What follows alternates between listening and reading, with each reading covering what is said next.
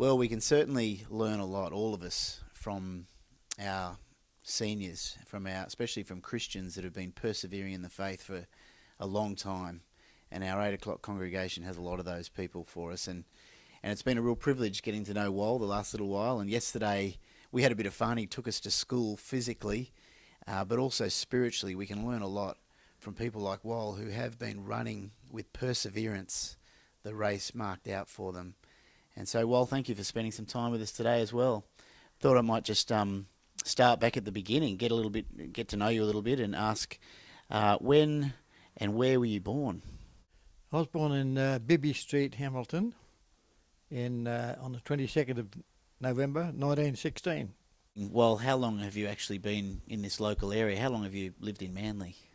Well, I first came to Manly in 1932, during the Great Depression. Well, you've done so many things in life. I wonder if you just share with us some of your pastimes. Cricket, tennis, table tennis, boxing 5 nights a week. What about today? What are some of the things that you're involved in today? I have plenty of golf. I play at Pimble, Kangaroo Valley, Moss Vale, Gold Coast,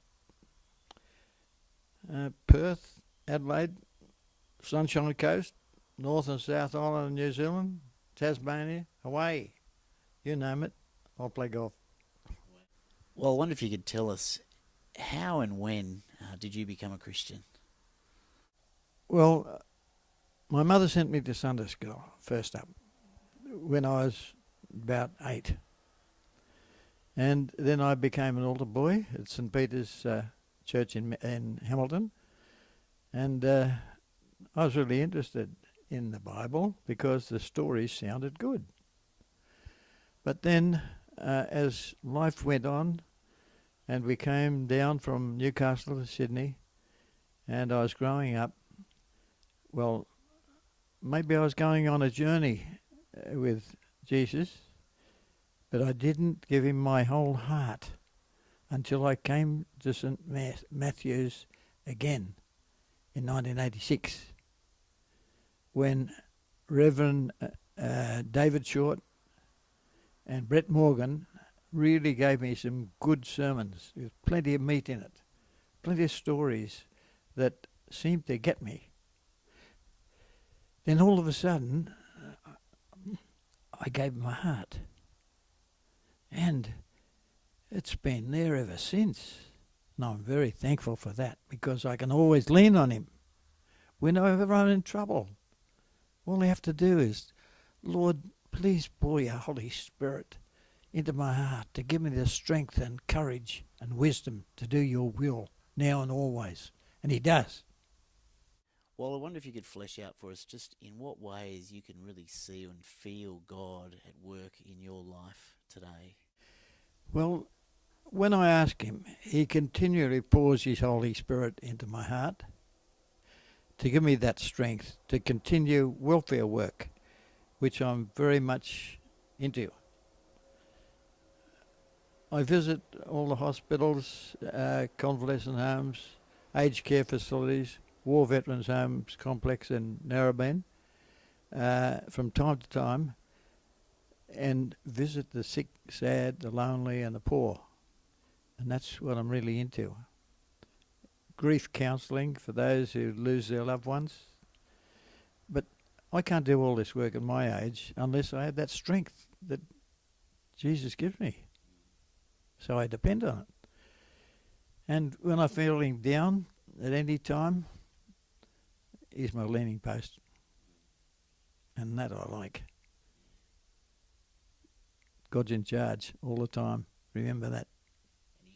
What sort of things are you involved in at St. Matthew's Church at the moment? There's the communion assistance, the Bible reading on 8 a.m. On Sundays, men's Bible study group. I'm a pastoral partner. I give communion to the sick. I visit them. I have to visit someone at 3 o'clock today down here. He's got cancer. And he just loves me going there, reading the passage through the scriptures and then giving communion.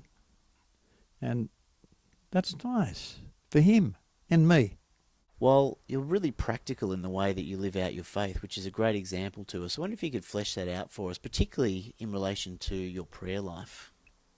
I pray for the homeless every day, the sick, sad, lonely, and the poor, and all the special ones who die from day to day that I know of.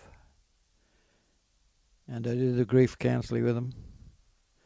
I pray for all catastrophes in the world, like the recent one in New York. That's sad. The tsunamis, the earthquakes, the bushfires, the floods. Think about those people. Forget about ourselves. Wal, is there anything else that you'd like to share with younger Christians so that you might encourage and spur them on in their faith in Jesus? I've got a number of things for them to think about. I'll tell you. Remember, God's in charge at all times. That's number one. Whether you like it or not, He is. Aim to be a servant. Think about that one. Jesus was. And follow what Jesus said. Thank God that Jesus died for you. He suffered on a cross. He was crucified, died, went to hell, and He was resurrected. And then He sent His Holy Spirit down for all of us to help you anytime. You can smile about that one.